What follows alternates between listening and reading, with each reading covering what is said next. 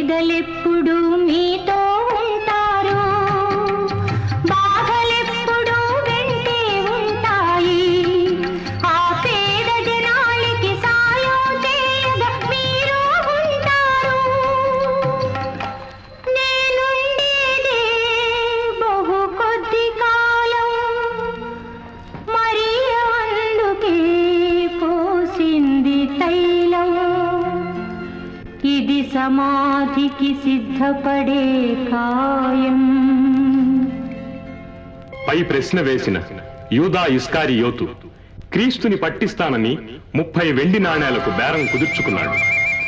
క్రీస్తు తన అంతం దగ్గరలో ఉందని, మనిషి కుమారుడు అప్పగింపబడుతున్నాడని తెలుసుకుని చివరగా తన శిష్యులతో భోంచేయ సంకల్పించాడు.